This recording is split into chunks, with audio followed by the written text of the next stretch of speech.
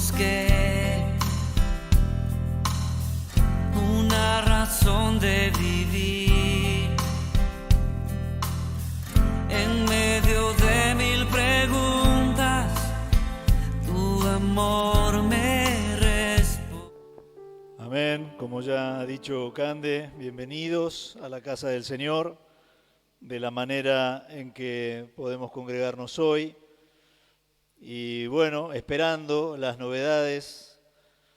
Entiendo que el lunes, martes, vence el plazo, la vigencia del decreto, y veremos cómo continuamos. Así que estamos ahí esperando, expectantes.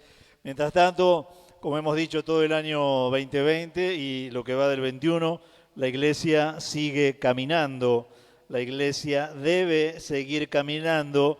Y como decía un viejo corito que cantábamos, una vieja canción, la iglesia solo se detiene para predicar. Luego, si no está predicando, la iglesia siempre tiene que seguir avanzando. Y uno de los puntos del sermón del próximo domingo pasado tenía que ver con que el poder de Dios es el poder para avanzar. Dentro de las cosas que dijimos ahí en ese punto, el poder de Dios es poder para avanzar. Y la verdad es que hemos visto los avances en muchas comunidades, en muchas congregaciones, pero la verdad que en otras no. Hemos visto un retroceso.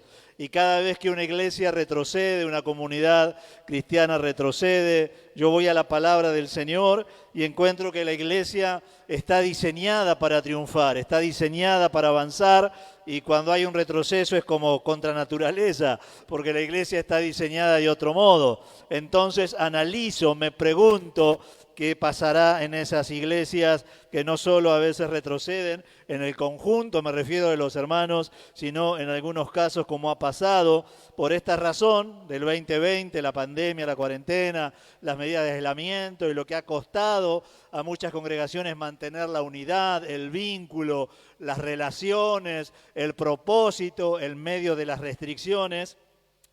Decía el año pasado por esas razones, en otros tiempos por otras, pero cada vez que veo una iglesia cerrada, un templo cerrado o una comunidad disuelta, pienso qué podrá pasar. Me gusta a veces, si tengo contacto por lo menos con los hermanos o con los que hayan quedado allí, qué pudo haber pasado, porque la iglesia, como dije, está diseñada para avanzar, no para retroceder. Es más, cuando el Señor dio una definición de la iglesia, dijo: ni las puertas del Hades van a prevalecer contra ella. Hablaba el Señor de una iglesia que avanza y avanza y avanza, y aun cuando se encuentra con el Hades o con el infierno, ni siquiera el infierno puede tener el tránsito de la iglesia, y la iglesia traspasa las puertas. Mire la definición que da el Señor, la visión que tenía el Señor de su poderosa iglesia. Entonces, hay un libro con el que no coincido con todo lo que dice el autor,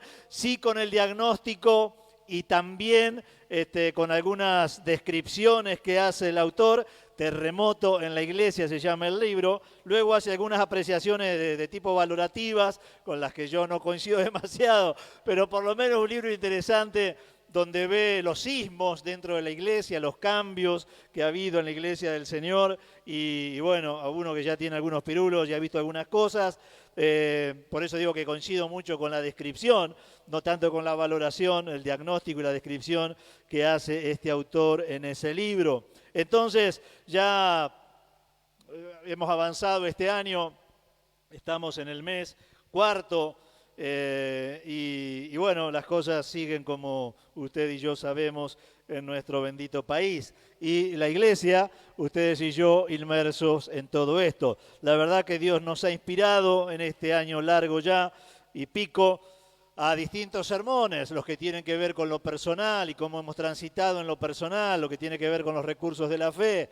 para poder hacer frente. Hemos analizado todas las variables que ha dejado esta pandemia y la cuarentena como medida. Y hoy quería enfocarme un poco en la iglesia del Señor, y en este concepto que Cristo vertió sobre su iglesia, que ni las puertas del Hades iban a prevalecer contra ella. Entonces, analizando mi humilde diagnóstico de por qué algunas iglesias han retrocedido o aún han cerrado sus puertas, he encontrado algunas respuestas en la iglesia original. Cuando uno quiere saber cómo fue, tiene que ir al original. Y a partir del original, cuando uno estudia la historia del cristianismo, ve todos los cambios que ha habido para bien y para mal dentro de la iglesia del Señor y algunos resultados o algunas consecuencias de eso que ha ido pasando internamente. Y cuando uno va al original, encuentra entonces por qué la iglesia avanzó tanto. El otro día dije alguna mención, no recuerdo en qué punto, pero recuerdo haberlo dicho, que llevaron el evangelio a 2 continentes, aun cuando la iglesia estaba siendo perseguida.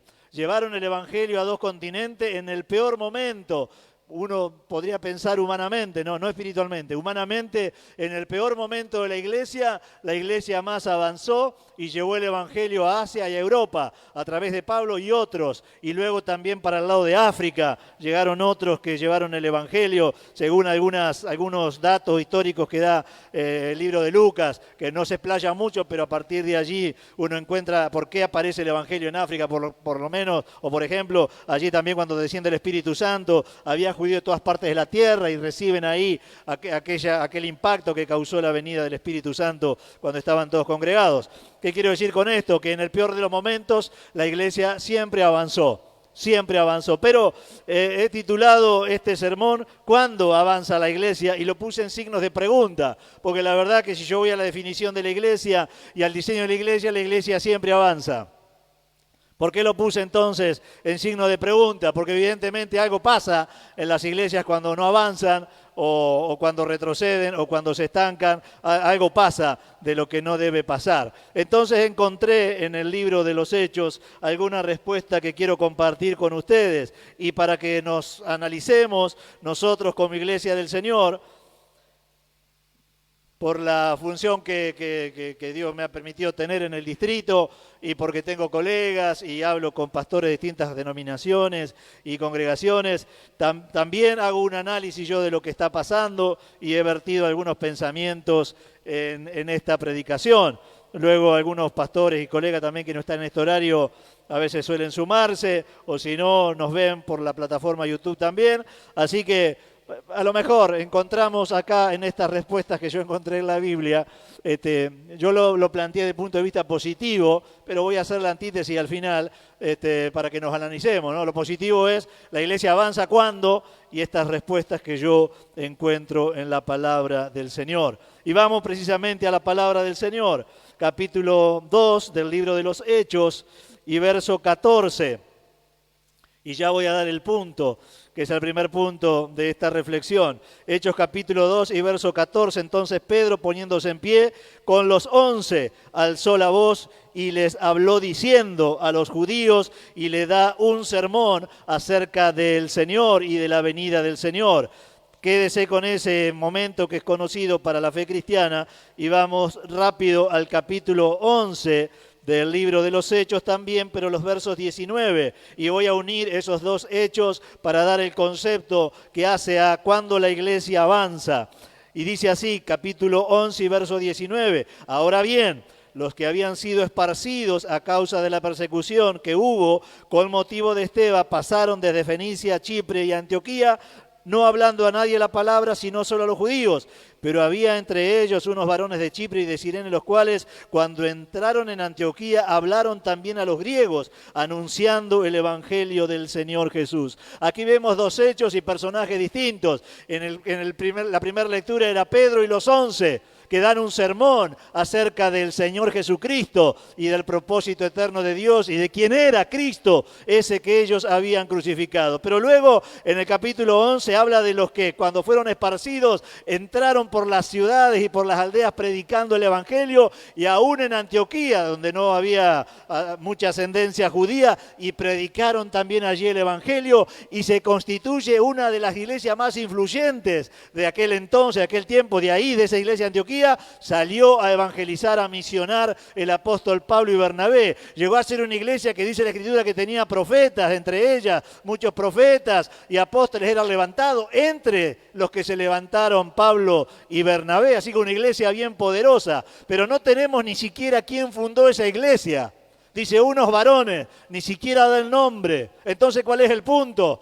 La iglesia avanza cuando líderes y miembros evangelizan, hablan de Dios, hablan del propósito de Dios. Cuando líderes y miembros no pierden de vista para qué están en la tierra y le hablan a las personas de su condición por un lado, pero también de la salida que tenemos en Cristo Jesús. En la iglesia primitiva no predicaban solo los apóstoles de la salvación, me refiero. Predicaban todos los que entendían que el evangelio tenía que llegar a todas las personas para que se pudieran salvar. Una iglesia cuando no evangeliza se vuelve una iglesia generacional. Le llamo yo a esas iglesias que están los hijos de los hijos de los hijos, y cuando no haya más generación de hijos, no habrá más iglesia. Uno analiza esas iglesias que no crecen o que no avanzan y se da cuenta, y eso está bien, ¿no? Porque ojalá que mis nietos estén en la iglesia y mis bisnietos y mis tataranietos, pero no solamente nuestros hijos y nietos y bisnietos tendrían que estar en nuestra iglesia.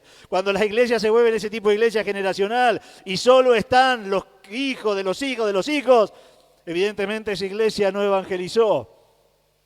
Evidentemente esa iglesia perdió el objetivo que la iglesia tiene. Y yo lo he dicho en algunas otras predicaciones, la iglesia no cambió, el diseño no cambió, Dios no cambió, los recursos de Dios no cambiaron, los propósitos de la iglesia tampoco han cambiado.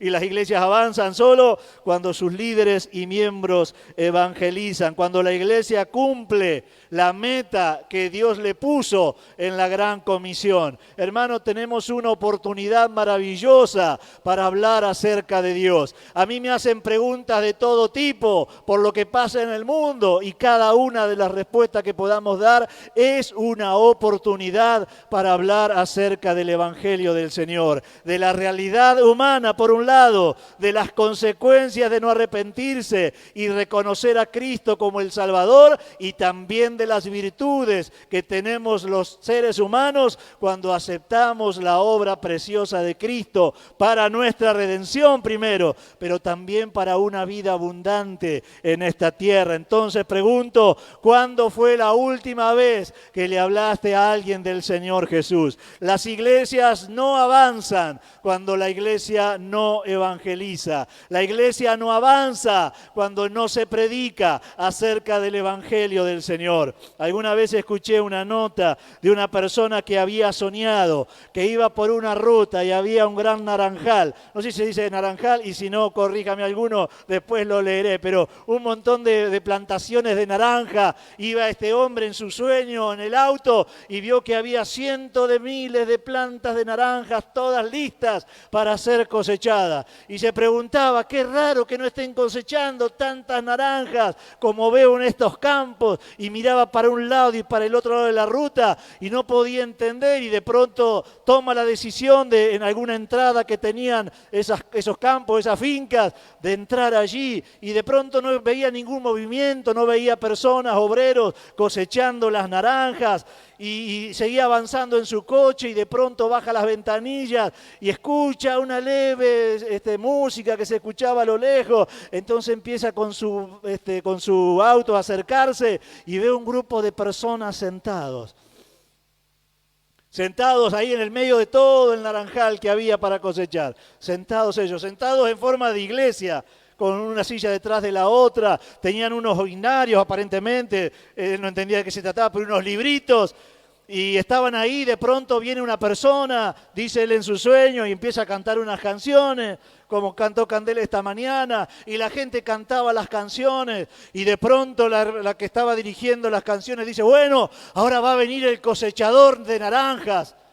Y dice que aparece un hombre con un libro grande que decía, el libro del cosechador de naranjas. Entonces viene este hombre que se pone al frente de esas personas que estaban ahí, y de pronto da un sermón, y al final del sermón cosecha 2 naranjas. Y la gente aplaudía, dice, 2 naranjas ha cosechado hoy el cosechador de naranja que hemos contratado, qué bueno. Y aplaudía, y yo decía a la gente, pero ¿por qué no se levantan los otros y cosechan las otras naranjas? Porque está lleno de naranjas para cosechar. Entonces en mi intriga, dice, me acerqué a uno de ellos y le dije, che, ¿por qué no se levantan ustedes y cosechas las naranjas como este hombre? No, dijo el hombre.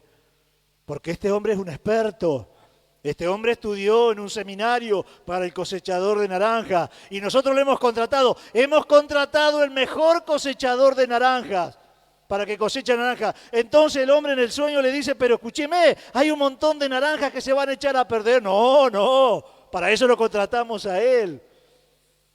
Dice el autor de esta historia, me fui azorado del campo viendo cómo esas naranjas tardarían años en ser cosechadas, según el criterio que tenía esa gente, pero luego me desperté. Y menos mal, dice este hombre, que solo era un sueño. Yo he visto a la iglesia por muchos años. Si llego hasta el 26 de junio voy a cumplir 52. Y he visto esto que este hombre vio en el sueño. Un montón de gente sentada esperando que nosotros cosechemos 1 o 2 naranjas, cuando el Señor ha comisionado a toda la iglesia para evangelizar. Como dije, las iglesias avanzan cuando líderes y miembros evangelizan. Vamos a ir ahora a Hechos capítulo 4 y versos 32 al 37. A lo mejor encontremos allí otra respuesta. Siempre me interesa mucho la iglesia de Antioquía por los obreros que de allí salieron, una iglesia poderosísima fundada por desconocidos. Pero bueno, el sermón va para otro lado, así que yo me voy a ir, pero analice eso después.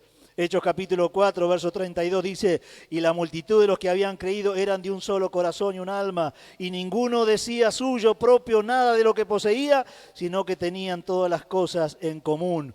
Y dice el 35, el 34, así que no había entre ellos ningún necesitado, porque todos los que poseían heredades o casas las vendían y traían el precio de lo vendido y lo ponían a los pies de los apóstoles y repartían a cada uno según su necesidad. Entonces José, a quien los apóstoles pusieron por sobrenombre Bernabé, que era un líder, traducido hijo de consolación, levita natural de Chipre, como tenía una heredad, la vendió y trajo el precio y la puso en los pies de los apóstoles. Y el segundo punto es, las iglesias avanzan cuando líderes y miembros dan. No solo evangelizan, sino también dan. Muchas iglesias han tenido que cerrar porque los miembros y los líderes evidentemente no dan. Tengo 2 amigos que entregaron los templos que alquilaban, los salones que los habían consagrado como templo. Las iglesias avanzan cuando líderes y miembros damos para la obra de Dios. Hay un montón de formas de dar, pero hay una actitud del corazón que tiene que ver con ser generoso con Dios. Punto. Después se debaten maneras de dar. Algunos dicen esto es para ahora, no es para ahora. Yo no he encontrado ningún generoso con Dios que ande especulando tanto si hay que dar y cómo el dar, porque simplemente dan. Y he encontrado en mi humilde diagnóstico y observación que así como los que hacen mucho énfasis en dar, en esas iglesias que casi el único mensaje que tienen es que hay que dar. Y los que tienen algún inconveniente con dar para la obra de Dios, en ambos casos se une un mismo criterio. Para mí, cierta afección al dinero. Por un lado, para aquellos que todo el día hablan y para otros que todo el tiempo están viendo cómo no dar, en un punto encuentro un común denominador que es, tienen cierta afección al dinero. En la iglesia original no había necesidades insatisfechas porque los propios miembros daban para que no haya necesidades insatisfechas. Yo me gozo en estos principios que la Biblia da, porque estos principios que la Biblia da no solo son de bendición para los que los practicamos, sino que también suplen necesidades a aquellos que la puedan padecer. La Biblia enseña que hay que dar con liberalidad, dice Pablo a los romanos. Esto es con desprendimiento. La Biblia enseña, dijo Jesús, Dad y se os dará, medida abundante y remecida o rebosada remecida, como al principio. La gente que no tiene a Dios dice, no tengo para dar. Los que caminamos con Dios damos para tener, porque el principio bíblico es exactamente así, dar para tener. Las iglesias avanzan cuando miembros y líderes dan. Como dije, no es el caso de esta iglesia, pero muchas iglesias de nuestra denominación inclusive, por falta de recursos, han tenido que entregar los templos y se han cerrado, lamentablemente. Cada cual tiene que entender el compromiso que asumimos en la obra del Señor. Si usted alguna vez se preguntó cómo fue que se sostuvo el ministerio de Jesús, mire, yo me lo he preguntado. Yo cuando era más chico, y no tenía el conocimiento que por el tiempo y por la gracia de Dios con los años he adquirido, yo me preguntaba cómo hizo Jesús para vivir todos los días, cómo hizo para llevar 12 personas a vivir con Él todo el tiempo y vivir todos los días, porque el costo de vida en mayor o menor grado ha sido siempre algo incidente en las economías. ¿Cómo había hecho el Señor? Pedro dejó, y de hecho Pedro se lo reclama al Señor, dejamos la empresa pesquera y te seguimos, dejamos nuestras casas, nuestros trabajos. ¿Cómo hacían esos hombres para vivir? No sé si alguna vez se lo preguntó a usted, pero ¿cómo hacían para vivir? ¿Cómo hacían para comprar todos los días el alimento? Jesús, en teoría, había dejado la carpintería, según algunos entienden, y aquellos hombres estaban con Él todo el tiempo. Alguna vez Jesús multiplicó los panes y peces, pero no era siempre la metodología, no era siempre la manera. En Lucas capítulo 8, vaya ahí porque a lo mejor nunca lo leyó. Y si lo leyó a lo mejor no se lo acuerda. Pero ahí está la respuesta. Lucas capítulo 8, versos 1, 2 y 3. Y aconteció después que Jesús iba por todas las ciudades y aldeas predicando y anunciando el evangelio del reino de Dios a los 12 con él.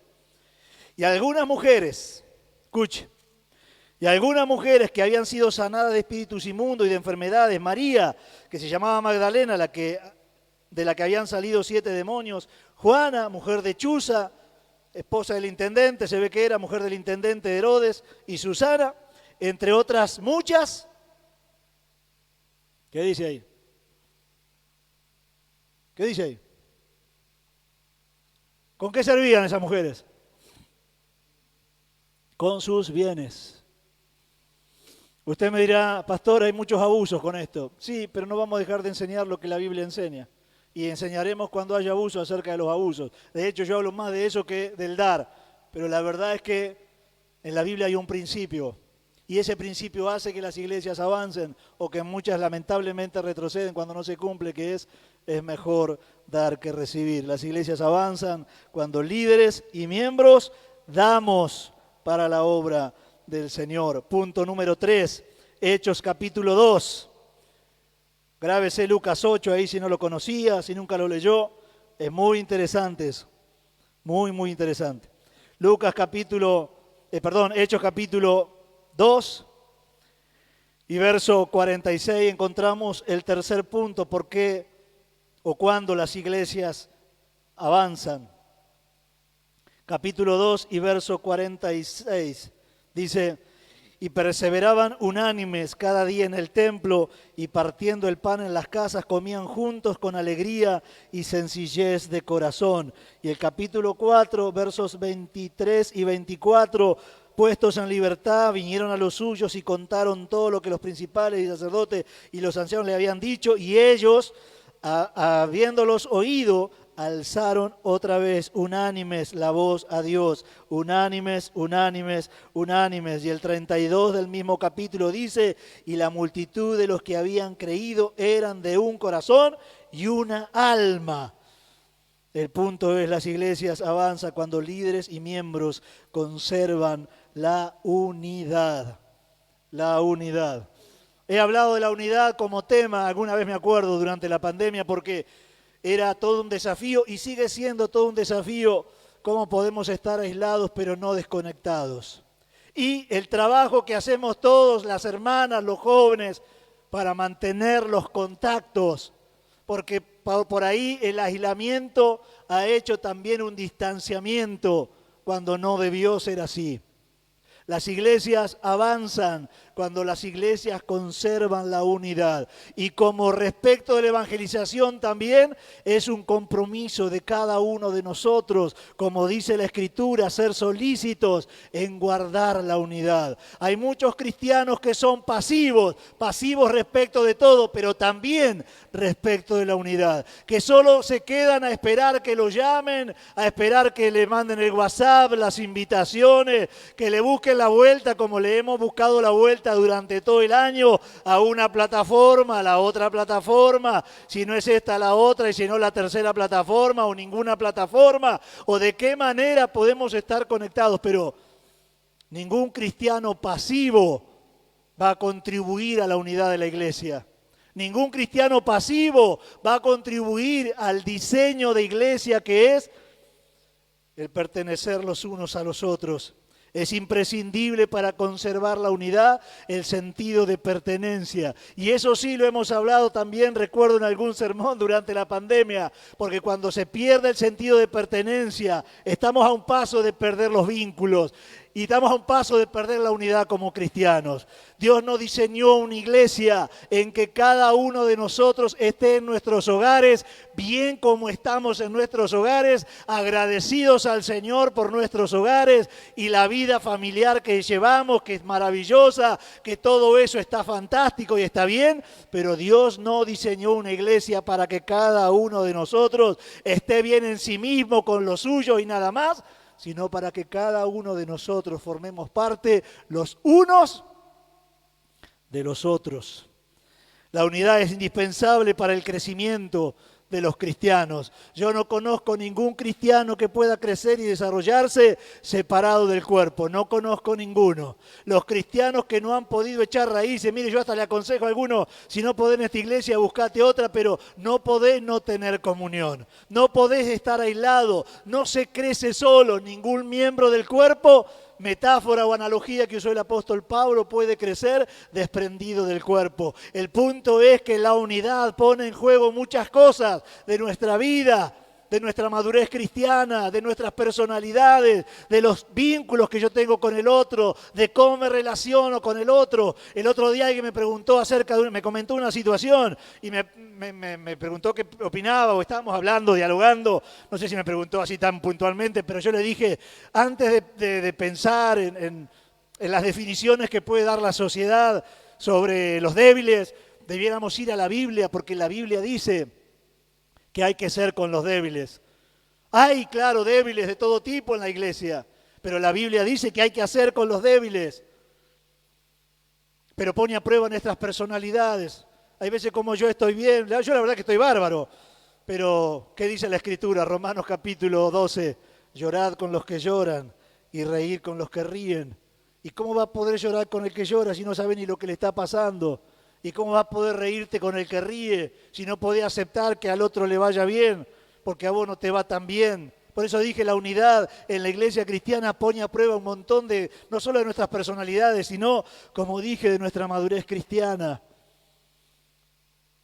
Muchas iglesias han desaparecido, no solo por falta de financiamiento, han desaparecido porque sus miembros se han disgregado, se han peleado. Líderes contra líderes, miembros contra líderes, pastores contra líderes, líderes contra pastores, y no hay ninguna iglesia que pueda funcionar así en ninguna parte de la tierra. Las iglesias avanzan cuando no pierden de vista el propósito eterno de Dios, según Efesios capítulo 1, que era reunir todas las cosas en Cristo. Todos podemos participar activamente en la unidad de la iglesia. Todos podemos contribuir a la unidad de la iglesia. Por amor a la iglesia y por amor a Cristo, todos podemos contribuir a conservar los vínculos.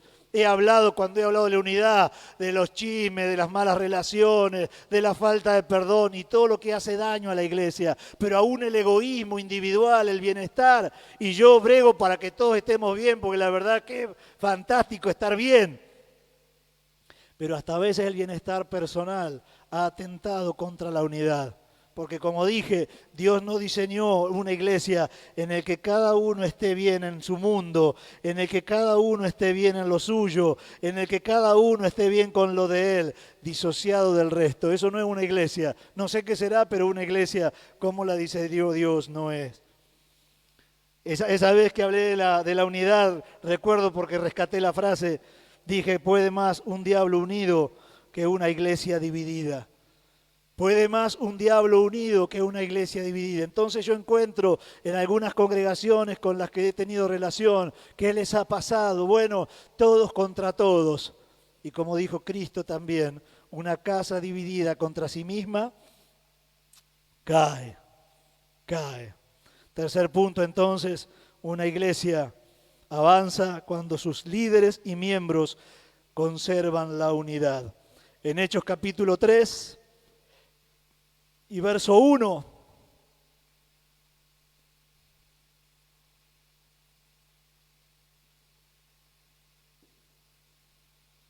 Al igual que en Hechos capítulo 8, versos 7 y 8, usted va a encontrar a Pedro y a Juan, que eran líderes, entrando al templo, usted recordará, y produciendo la sanidad de la mano del Señor de un cojo. Y en el capítulo 6 va a ver a Felipe, capítulo 8, perdón, va a ver a Felipe que va a Samaria y se produce un gran avivamiento allí. Y dice la Biblia que muchas señales, muchos milagros hizo el Señor por mano de Felipe. ¿Por qué cité los dos casos? El punto es, una iglesia avanza cuando líderes y miembros son usados por Dios. Son usados por Dios. Pedro era Pedro, columna de la iglesia de Jerusalén. Juan era Juan, columna de la iglesia de Jerusalén. Felipe era un diácono. Felipe fue elegido para servir las mesas. Felipe no era Pedro, ni era columna, pero dice la Escritura allí, en los Hechos capítulo 8, que grandes señales hizo Dios a través de ese varón. Y ahí en Samaria, donde a Jesús no lo quisieron escuchar, ahí en Samaria va Felipe y Dios hace un gran avivamiento. No hay que ser pastor para ser usado por Dios. Hay que estar en comunión con Dios y hacer ejercicio de los dones que Dios nos dio para ser usados por Dios. Cada cristiano puede ser usado por Dios. Cada cristiano, dice Corintios capítulo 12, ha recibido una gracia, un don de Dios para ser usado por Dios, para ser administrado ese don para las demás personas. A veces los que no son cristianos, a veces entre los cristianos, pero algún don Dios nos ha dado para ser usados por Él. Una iglesia avanza no cuando se sienta a mirar como el que se contrata para sacar las naranjas, para observar cómo lo hace. Una iglesia avanza cuando cada uno de los miembros que la componen son usados por Dios.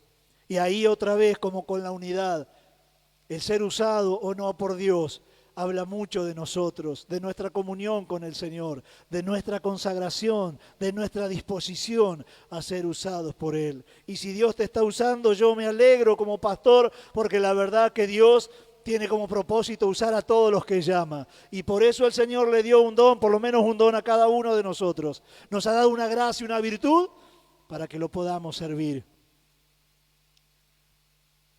El último de los puntos, Hechos capítulo 15.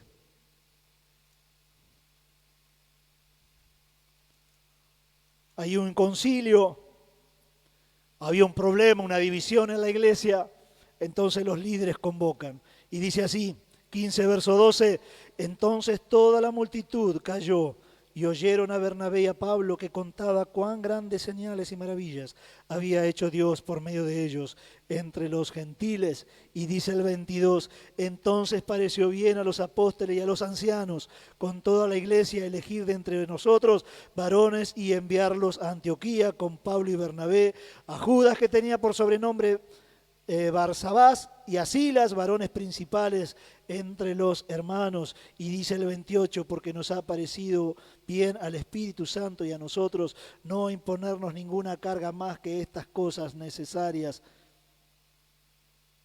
Una iglesia avanza, último punto, cuando líderes y miembros tienen sentido de la autoridad. tienen sentido de la autoridad y reconocen la autoridad. En algunas iglesias, como dije, han cerrado por falta de financiamiento, en otras han cerrado porque no reconocen la autoridad, porque ha habido pleitos y contienda entre ellos y desestiman la autoridad. Dios ha establecido un sistema mediante el cual todos funcionamos, todos funcionamos. Nosotros estamos bajo autoridad, los pastores también. Y aún el pastor presidente de nuestra denominación se somete a la autoridad de la asamblea cada 4 años. No se puede vivir sin estar bajo autoridad. No se puede ejercer la autoridad sin estar bajo la autoridad. Pero dice la Escritura que debemos aprender a reconocer a aquellos hermanos que trabajan y a aquellos hermanos que nos presiden.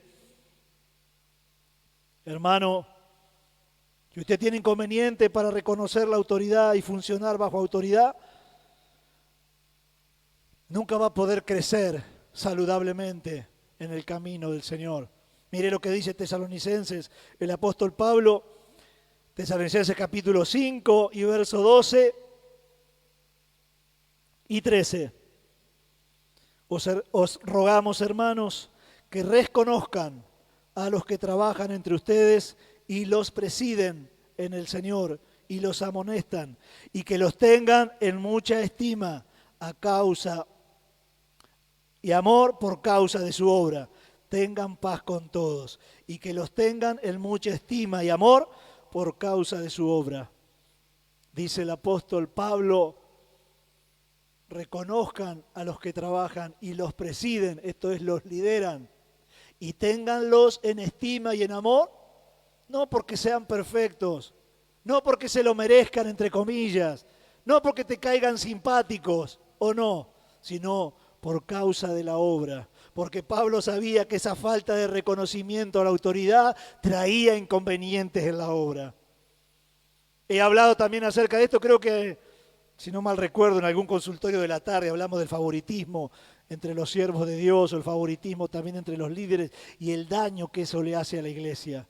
No respetamos a nuestras autoridades porque nos caen bien. No respetamos a nuestras autoridades porque nos caen simpáticas y tenemos una relación personal con ellos. No. Además, eso puede ser. Los respetamos porque son nuestra autoridad espiritual. Y los que hemos aprendido a funcionar bajo la autoridad espiritual no tenemos ningún inconveniente con eso y podemos contribuir desde el lugar en que estemos, reconociendo la autoridad que Dios le da a tal o cual miembro de la iglesia para tal o cual fin. Le doy un testimonio personal. Cuando nos hicimos cargo de la iglesia, de la escuela, no había autoridad ahí porque yo iba a estar a cargo de la institución. Y le dije a las 2 personas que una viajó a hablar conmigo y otro no viajó, pero era de los que tenía autoridad sobre este ministerio. Ustedes, Rafael y Benito, van a ser mi autoridad, por lo menos elegido por mí, mientras haga falta que estemos así vinculados de esa manera. Y ellos con buen tino me dijeron, no te da problema, manejate con libertad. Y yo le dije, no, yo no funciono de esa manera. Y así lo hice, remitiéndole informes cada 3 meses, cada 4, de cómo iba la tarea de la escuela. Ningún cristiano que concibe bien el diseño de Dios va a desconocer la autoridad espiritual. El cristiano que desconoce la autoridad espiritual, lo que está desconociendo es ni más ni menos que el diseño de Dios. Las iglesias avanzan cuando líderes y miembros tenemos un correcto sentido de cómo funciona la autoridad en la iglesia del Señor. Y como dije, las iglesias no solo a veces fracasan o no avanzan o se dividen o se disuelven porque los miembros se pelean y no están unidos o por falta de financiamiento o porque no evangelizan, sino también las iglesias se disuelven porque no entienden cómo funciona la iglesia desde el punto de vista de la autoridad espiritual. Cada uno de nosotros ha sido llamados a estar bajo autoridad espiritual. Y lo digo desde los niñitos a su maestro de escuela bíblica, los adolescentes con sus líderes y sus pastores, los jóvenes, lo mismo, los del ministerio de culto igual, las mujeres de la misma manera. Todos debemos cuidar lo que dice el apóstol Pablo a los tesalonicenses, tener en estima y en amor por causa de la obra. no por causas personales, por causa de la obra. Y si además tenemos un vínculo personal, como lo tenemos, mejor, porque facilita las cosas. Pero si no lo tuviésemos, no estamos bajo autoridad porque nos caen bien. Estamos bajo autoridad porque es el diseño de Dios que reconocemos. Entonces,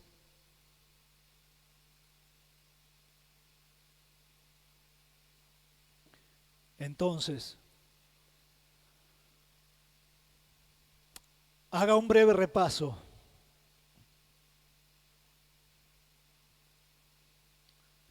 Las iglesias avanzan cuando ustedes y nosotros, líderes y miembros, evangelizamos. Entonces, pregúntese, ¿a cuántos le he hablado del Señor en este tiempo? ¿A cuántas personas llevó a Cristo en este tiempo? Las iglesias avanzan cuando damos, líderes y miembros. Asegúrese de estar evangelizando entonces. Asegúrese de estar dando. Asegúrese de estar conservando la unidad. Asegúrese de estar siendo usado por Dios. Y asegúrese de que está bajo autoridad, sin problema. Entonces usted será un miembro que avanza. Y si todos los miembros estamos en la misma condición, entonces la iglesia que nos nuclea, la iglesia avanza. Quiero que por un momento se ponga delante del Señor. Antes de pasar a los saludos y a desearnos una bendecida semana, como siempre lo hacemos, quiero que se presente delante del Señor. No son solo los miembros, ni solo los pastores.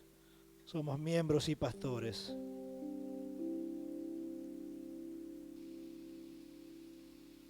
Como en el sueño de este varón, hemos visto este modelo de iglesia por mucho tiempo. Un cosechador de naranjas,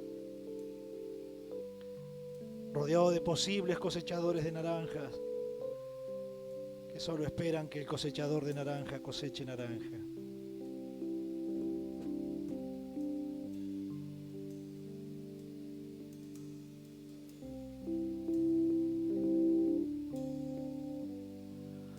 Padre bueno, nos presentamos delante de ti esta mañana. Tantas cosas han pasado en la tierra como en tu iglesia. Tantas cosas han pasado en este mundo como en tu iglesia. Muchos templos seguramente habrán abierto. Otros templos han cerrado. Señor,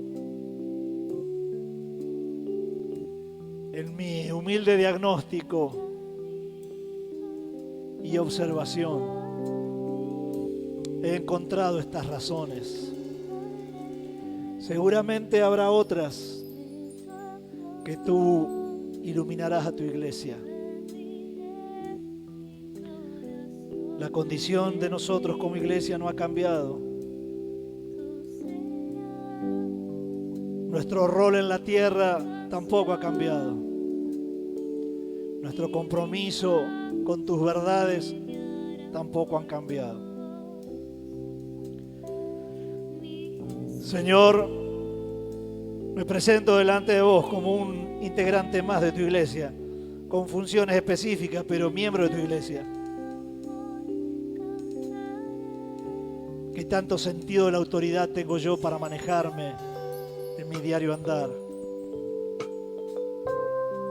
¿Cómo he sido usado por vos en este año y pico que estamos transitando?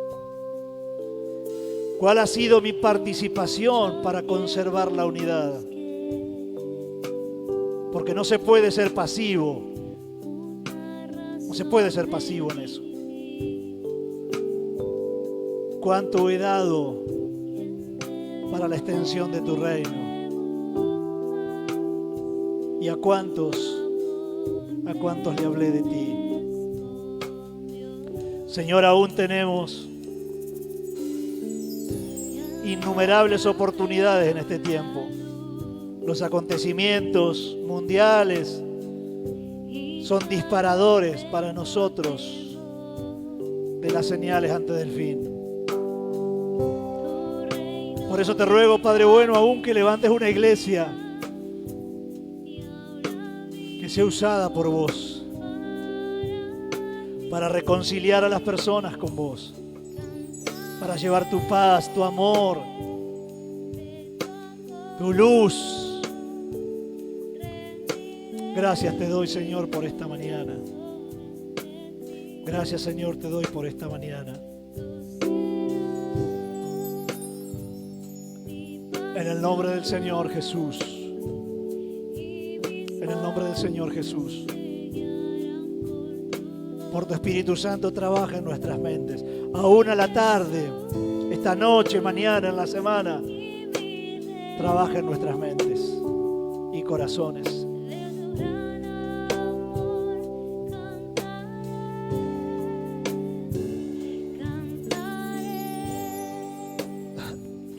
Déjeme darle un consejo para terminar. Ya no forma parte del sermón, este es un consejo personal. Todos manejamos las redes en este tiempo más que nunca. Hasta nosotros que nunca nos hemos dedicado a esto, hemos tenido que empezar. Cuando haya algún mensaje que pueda servirle a una persona nueva, publíquelo en su muro. A lo mejor usted no tenga la facilidad para hablar. Aunque la samaritana, lo poco que supo de Jesús, fue testimonio para que otros creyeran, pero imaginemos que usted no tenga la facilidad para hablar. Republique lo que la iglesia hace. Sea un multiplicador de lo que la iglesia hace. Y por lo menos en su muro dé testimonio de la fe cristiana. Yo veo tantas cosas en los muros de tantos cristianos, tanta oportunidad perdida para reproducir palabra de Dios, palabra de vida.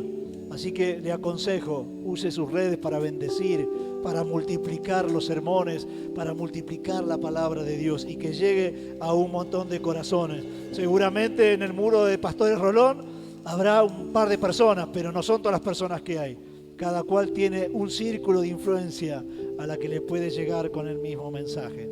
Se lo dejo como consejo y ahora sí, Cande, terminamos con una canción.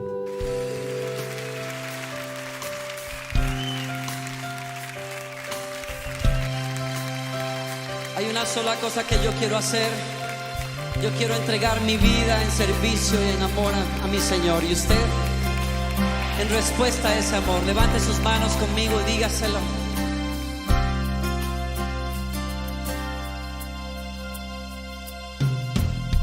Por mucho tiempo busqué